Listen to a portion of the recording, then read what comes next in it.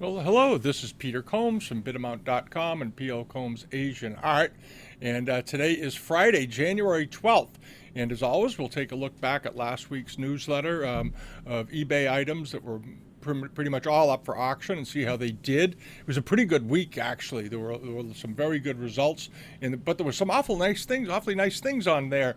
Every year after the holidays go by, people tend to hold back a little bit in December. They got other things to do. Shipping globally can be a pain in the neck around Christmas time, and but now they're back, and a lot of good things have turned up, and some great things have turned up also again for next week, including an auction that starts next Friday from Chamberlain Antiques. His username is Juice1499. A lot of you know him, and I think I talked to him the other day. I think he said he has 200 lots starting a week from today. So check that out. But at any rate, here's last week's newsletter, and we're going to hop over here. This was something that Qing period had up. It was a really lovely Famille Rose bowl, 18th century Qianlong Marken period. Just a lovely example, beautifully painted, and it did pretty well. It brought $7,680. That is not an overpay for one of these. The Marken period bowls, as you know, are hard to come by, and this was a nice one, very well decorated, quite pretty all the way around. He also had the next piece up, which was this charger. Very nice Kangxi period charger.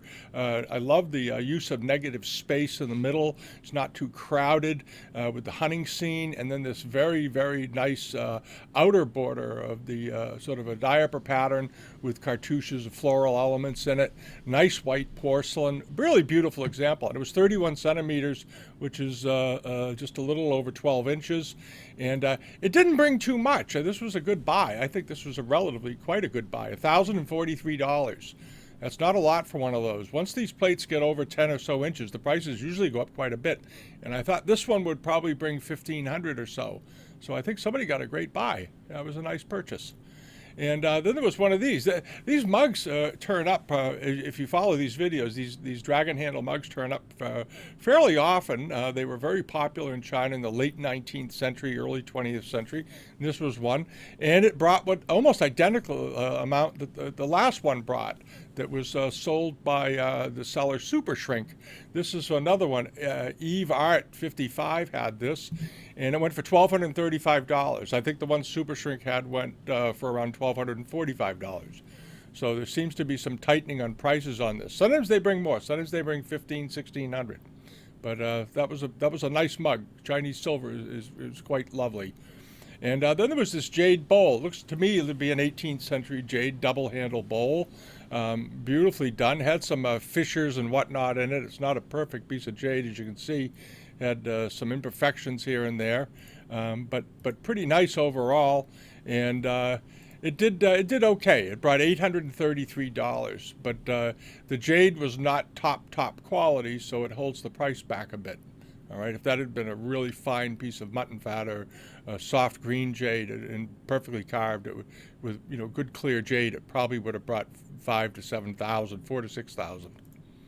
And then there was this fan. This seller had, I think, 3 or 4 really nice China trade fans up. This particular one was made around probably 1820 to 1840, somewhere in there. It's a nice scene of figures on terraces in the round. The back of it, I think, was decorated with flowers, but it's got gilt silver filigree with some enamels, which is quite nice. Is this the? Okay, that's the front of it. Let's see. I'm just trying to see if the back of it's on here. Get both sides. Okay, that is the back. The back, I thought the back had flowers on it. No, this is the back. That's quite nice, with the horses and additional figures in a mountain scenes and on terraces. Usually the backs of these fans have figures on one side, and then on the other side it's just flowers or something more simple. This was quite a nice fan, and it did very well. It brought a good price. It brought $1,725. And this is from the seller in Madrid, Spain, who specializes in fans of ultras, but she tends to get a lot of nice Chinese fans, worth keeping an eye on if you're a fan collector. And then there was this very nice, this was the seller over in the Netherlands. We keep an eye on, Hans, and this was a beautiful, nice big Famille Rose vase with winged birds on the shoulders, and then chimeras, in this very nice court scene. of all women, women in the court. And it was a big vase. I think this was around 25 inches tall. And it did very well. It brought $2,550. 64 centimeters tall. There you go. So that's about 23 inches, I guess. Nice big vase. And it brought $2,550. He's a good seller. He gets nice things. And this is the Amari. We threw some Japanese Amari in last week because these were nice examples. And this is a very nice elevated foot, Meiji period probably, Japanese Amari with these sort of roux head floral handles on the ends, nice finial on top. This is a beautiful piece, beautiful example. And as you know, Amari is sort of on the outs these days from Japan, so they don't bring a lot. $365, which is a relative bargain in the porcelain world. If you knew how hard it is to make one of these, you'd kind of shocking that it goes for that price. All right, but that was a nice piece. That was a good example. And then there was this painting. This was a very lovely, I commented on this last week when it was coming up. It was a wonderful painting. If you're a Chinese porcelain collector, I hope you bought this because it's a scene of a Chinese potter's shed. And in the background, you can see people working on pots. And the man in the foreground on the left is the seller. And there's a gentleman there, and he's buying a piece of pottery. And there's some other people kibitzing off the veranda there. But it was quite a nice thing, and it didn't go for a ton of money. These paintings are, for some reason, don't pull in a lot of money on bids usually. This one only went for $461, which I think is a really great buy. It's a nice piece of art. If you're a porcelain collector, it would be a great thing to have because you actually can make out some of the shapes and things in here. And it was done in the early part of the 19th century. Very reasonable, very reasonable. And then there was this plate. This was one of several of these we're going to look at. A Yongshen Famille Rose plate with just a simple floral spray in the center and a nicely developed, though, outer border. It was in good condition. Gunnar Jacobson had this over in Sweden, and it brought $202. But it's a nice piece of porcelain. That's a good example. And then you move over to, I think it's the next one we're going to see, is this one. It's a little brighter, a little fancier, and it's got pheasants in it. And big blossoming flowers and a little better coloring. And this one did a lot better. It brought double. It brought $404. The difference of slightly stronger colors, lots of use of pink around the outer edge, big blossoming flowers, and a couple of birds. And you're off to the races. The prices change. And here's another one. This is one that was quite elegant, probably Yongshen period as well. Very different color palette than the last two. I thought it was extremely pretty. But this one went for a relatively low price because it had a hairline in it. That's all. You can't see the hairline. This is the crazy part. This thing, you cannot see the hairline on it. It is absolutely beautiful. And get this, it went for, drum roll please, $50. All right? That's a wonderful buy for $50. That's a beautiful plate. Just lovely color. And I hope one of you got that because that was a nice purchase. Hairlines and little nicks just really scare people away. And then there was these nice pair of shell-formed salts, Qinlong period export, made around 1880 or so. But nice-looking pair, and they typically have ribbed backs like this, and they're the little spurs they use when they fire them so they can glaze them fully without hitting the floor of the kiln. And it was a nice example. And this pair went for $273. These Qinlong porcelains continue to be, for the export market, continue to be an extremely good buy. It wasn't that long ago that one of these would have brought about that amount. All right. And then there was this. This was a very pretty 18th century, 1780s teapot, Famille Rose decorated, obviously, with some underglazed blue. Nicely shaped top and very well-shaped handles. Nice handle on it, dragon form handle, and beautiful spout. And this was one of the really great buys of the week. I bet some of you saw it and thought, oh, maybe I'll circle back and take a look at that. Well, you missed it. It went for $278, which is a very reasonable buy on this. I think about 3 weeks ago we had an extremely similar one that went for around $480, okay? This was a nice teapot. It was a very fair price. And it comes from Loftseeker, who's an active seller over in the UK that we cover fairly often. And then there was this. These were kind of a surprise to me. A lot of you are familiar with these. These are late 19th century Famille Rose vases that they made quite a lot of in this palette with this sort of dried brown dressing that emulates bronze on the porcelain and on the handles, and then these crackle glazes with horseback riders. They're sort of crudely painted, but there's a certain charm about them, and they added a little cafe au lait up top. They weren't particularly huge, and they did very well. They brought $768, which kind of surprised me. I didn't think they'd bring that much, but a couple of people loved them, and off they go. All right, and then there was this. This was a rather nice piece of silk. I thought this was just visually a very, very nice, actually 2 pieces of silk, but visually very attractive for some reason. I wanted to throw them in. I like the roundels, the Shao marks and so forth, and the bats and the clouds and all that. And if you're a silk collector, these were pretty nice. And they went quite reasonably, $323 for a nice early 19th century silk work. Okay, that's not bad at all. I haven't seen any robes in a couple of weeks, so they'll be coming along soon, no doubt. And this was another plate that was put up by Qing period. Very pretty Kangxi Marken period plate. Good deep cobalt blue, very strong coloring, very strong. And a nice, nicely balanced outer rim that's shaped with these sort of flowers sprinkled around it. And I thought this was quite nice.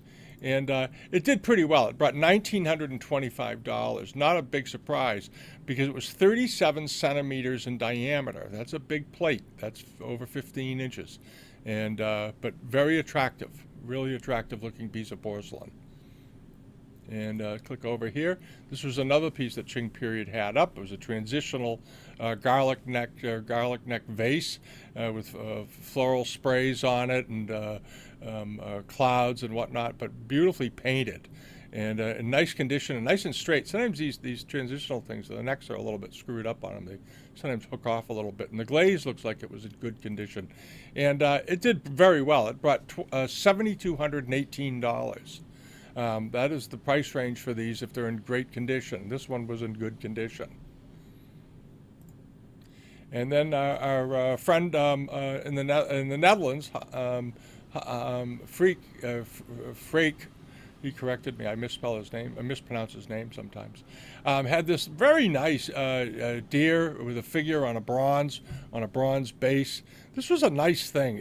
Probably 17th or early 18th century.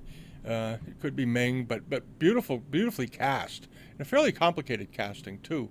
And it went, I think, extremely reasonably. I think this was a very reasonable purchase, $431. For those of you that don't think you can still find great things in the market at very reasonable prices, this was one of them. There's been a few of them this week. There's a lot of good stuff around these days, and you can, if you're careful, you can buy them, okay? But always leave a bid. Always leave a bid. All right, and then we come to this. This was something I thought was quite exceptional. Was this really, really pretty Yongchen relief worked teapot with lotus blossoms and chrysanthemums, flowers all over it. Beautifully done. I love the gilt work around the top of the neck there and under the lid. But a nice example, and it was in quite good shape. There were a few minor little breaks on these stems, which is completely normal on these because you put them down, they're so easy to break. It's amazing. And this did very well. It brought $2,225 with the little breaks, and that was a really pretty piece. All right, and now moving along, we're going to take a look at some of the stuff coming up this week. Some of the things are on the page here. We'll scroll down a bit. These pieces. There's some nice examples coming up this weekend and then into next week. And we'll hop over. There we are. There's this. Very nice Kangxi Amari type of plate. Beautifully done. I love the green. There's a green enamel framing the piece here and here. It's used in sort of an unusual way. Nice looking example. There's the back of it. And right now it's up to $101, and it closes on Sunday. And this is Egmont Horn has this. He's got a bunch of good things up, and we'll have links to it on the newsletter page for you. All right, and then there's this. This is Ascot Court Antiques out in California. They do not sell on eBay all the time. They're regular dealers out there, and every once in a while around this time of the year, and maybe sometimes in the summer, they'll put a few things up. And this was something they put up. This is very nice, and from what I can tell, it is a Chinlung dragon plate, but beautiful quality all the way around. It's a really lovely example. It just went up, I think, last night. And it's got 9 days and 18 hours to go. It's up to a whopping $14. This will bring thousands. So if you want to go buy it for the fun of it and leave a bid on it of $500, go ahead and do it. If you get it for $500 and you don't want it, let me know and I'll be happy to buy it from you. But it's a really nice plate, good condition. These guys are good dealers. They handle great stuff. And they have a number of things up, and we'll have links to them this week as well. And this is another piece that Egmont Horn has up this week. It's a nice Wan Li to, sort of early, mid-ish 17th century gin. They call them gin bottles sometimes, slab-constructed bottles, beautifully done. And it's got some fritting on it. So it won't probably bring the world because it's got some fritting on the corners and on the edges, which is very typical of these. But if you collect these things, you might want to take a shot at it. All right, and then there's also this very nice piece of Satsuma with Gasso blue around the decoration on the base and in the flowers.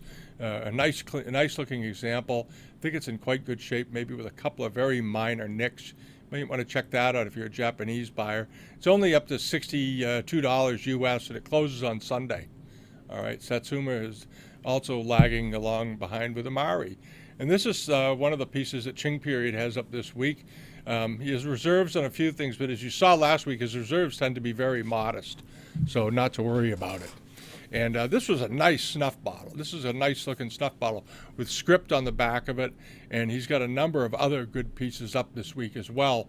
This is another piece. I think these are from Ascot Court Antiques. This very nice mutton fat jade belt buckle. Okay, beautifully done, nicely carved. And let's see what else that we got up here. We got this. They also have Ascot. This is Ascot Court again. They have this really attractive Femme jar done in the Kangxi style. They hedge on the date on a little bit on it. They're saying 18th or 19th century. But these are hard to date, so maybe they're just being cautious. And it's up to only $4. Like I said, it closes in 10 days. So, but you might want to swing by there and give it a whack, give it a bid, and see if you might get lucky. All right, and then Richwood's Fine Art has this up. He's got a nice snuff bottle collection up also. Qing Period's got a snuff bottle collection. This guy has a good snuff bottle collection up. This is one of these crystal hair snuff bottles. There's a number of them on here. I think he's got 2 or 3 of them. And he's got a bunch of nice glass and hardstone carved bottles. So you might want to check those out. And they close in 8 days. They've been up for a couple of days. We saw them the other day when they first came up and set them aside to share today. All right? And I think that's about it for the week right now.